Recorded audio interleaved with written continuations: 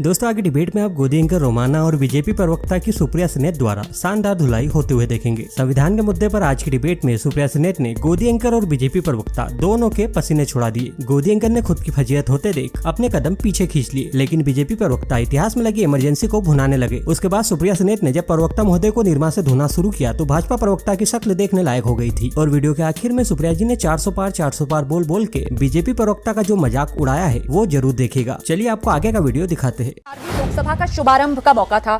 आज तो सिर्फ जो नए चुनकर आए सांसद हैं उनको एक तरीके से शपथ ही लेनी थी, लेकिन इसका आगाज भी विपक्ष ने विरोध प्रदर्शन के साथ करना जरूरी क्यों समझा? रुको जरा, सब्र करो।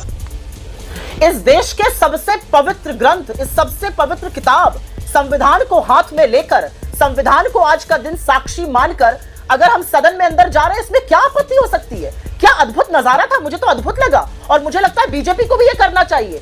ये वो संविधान है जो हमें हमारे पूर्वजों ने, जो हमें हमारे इस देश के आजादी के मतवालों ने दिया।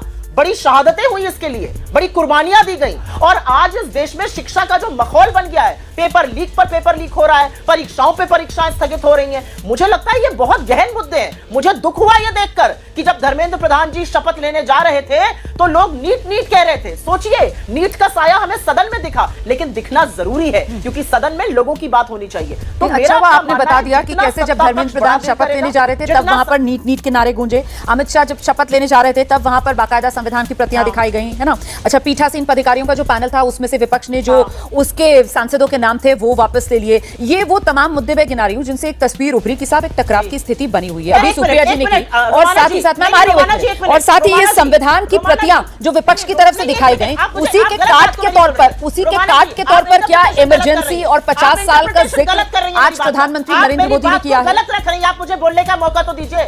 धर्मेंद्र प्रधान जी पर मैं एक बात कहना चाहती हूँ। धर्मेंद्र प्रधान जी पर अगर नीट सुनाई दिया तो ये अच्छी बात थी। ये देश के लोगों का मुद्दा है। अगर संविधान की प्रति अमित शाह जी को दिखाई गई तो उनको याद रहना चाहिए कि इस संविधान के इतर उतर दूसरी कोई बात नहीं हो सकती है। इसमें क्या गलत है? सुनिए, कैबिनेट के द्वारा पारित प्रस्ताव को जब एक सांसद आके चिन्ह यूं फाड़ के फेंक देता था, वो लोग आके संविधान के चिन्ह करने वाले लोग आकर जब संविधान की बात दिखाते हैं तो पंचतंत्र में जो कहानी है ना कि सगाल प्रवचन दे रहा है, यानी उसे शब्दशः न लिया जाए कि सियार प्रवचन दे रहा है, ऐसा लगता है, वो देखकर याद आता है। इसलिए ऐसे लोगों के हाथ में जब संविधान की बात आती है तो इनके चेहरे के नकाब उभर के सामने आ जाते हैं। इनका अतीत 1975 का हो या 2014 का हो।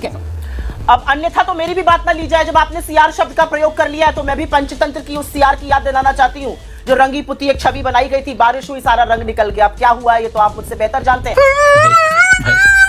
आपने सियार बोला तो जस्ट रिटर्निंग द फेवर है, आप भी अन्यथा इसको मत लीजिएगा। रंगी पुती छवि, रंगा पुता जो रंग था वो बेरंग हो गया, छवि दुनिया के सामने निखर के आ गई। मैं भी पंचतंत्र की उसी सियार की कहानी सुना रही हूँ जिसकी आप सुना रहे थे। आपने तो ऐसा संसद चलाया जहां पर माइक बंद कर दिए जाते थे और 14 मिनट जब राहुल जी मणिपुर पर बोलते हैं तो 11 मिनट हमें ओम बिरला दिखाए जा रहे थे। आपने तो वो सदन चलाया, जहां पर इतनी अभद्रता करी एक महिला ने कि बीजेपी वालों को खुद शर्म सर से झुकाना पड़ा जब स्मृति ईरानी जी ने सोनिया जी के लिए कहा था और उसका मजा उनको अमेठी की जनता ने सिखाया। आपने तो वो सरकार चलाई जहां पर लखीमपुर नरसंहार के मुख्य अभियुक्त हत्यारे के पिता को आप गृह राज्य मंत्री बनाए रहे, देश की जनता ने उसको नकार दिया और उसको हटा दिया, हरा दिया। आपने तो वो संसद चलाया जहां पर युवाओं के ऊपर लाठियां बरसाने की बातें होती रही। एक मिनट रोमाना जी, तो यहां पर सदन की कार्यवाही पर चर्चा होनी चाहिए, यहां पर संविधान की चर्चा होनी चाहिए। संविधान की तो वो धज्जियां आपने उड़ाई कि आप संविधान बदलने वाले थे, आपके लोग लगातार कह रहे थे और जनता जागरूक हो गई और आपको गहरी शिकस्त दी। इतनी बड़ी निर्णायक नैतिक हार किसी और प्रधानमंत्री की होती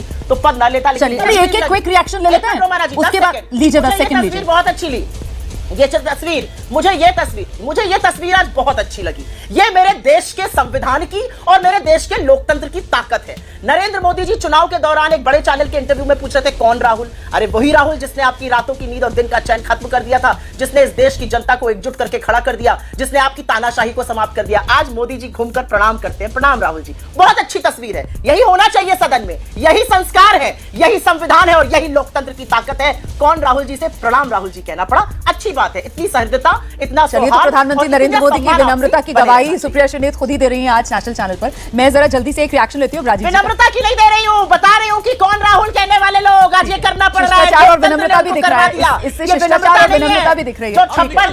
राजीव जी मेरा सवाल आपसे ये है लेकिन कि ये जो आक्रामकता, मतलब चुनाव तो खत्म हो गया, अब जब संविधान पर बात होगी तो फिर बीजेपी तैयार है संविधान के मुद्दे पर ही पलटवार करने के लिए, और एक के बाद एक वो अलग अलग आपको इवेंट्स याद दिला रहे हैं, उसके जरिए वो आईना दिखाने का काम कर रहे हैं। और कल तो 25 जून है, वो बाकायदा इमरजेंसी की बरसी पर देश भर में कार्यक्रम करेंगे, प्रेस कॉन्फ्रेंस करेंगे। तो क्या लग रहा है कहीं ये संविधान वाला मुद्दा उल्टे कांग्रेस के गले की हड्डी तो नहीं बनने वाला है? इस देश का संविधान कभी किसी के गले की हड्डी नहीं बन सकता, जैसा कि आपने कहा। इस देश का संविधान इस देश की सबसे बड़ी ताकत है, इस देश की आत्मा है, और उसी संविधान से यह देश चलेगा। यह बहुत बड़ा मैसेज 400 पार करने वाले लोगों को जनता ने 240 पर रोककर दे दिया है। 3 साल में नरेंद्र मोदी जी माइनॉरिटी में है, घटक दलों पर निर्भर है, घटक दल जिनको बैसाखी भी कहा जा रहा है, और वो बवाल मचा रहे हैं। यहां पर जदयू के प्रवक्ता बैठे हैं, पूछ लीजिए अग्निवीर हटना चाहिए कि नहीं हटना चाहिए, जातीय जनगणना होनी चाहिए कि नहीं होनी चाहिए। टीडीपी वाले बैठे रहते, पूछते हैं उनसे पेगासस पर जांच होनी चाहिए या नहीं होनी चाहिए, आरक्षण आप कोटा देंगे 4% मुसलमानों को कि नहीं देंगे।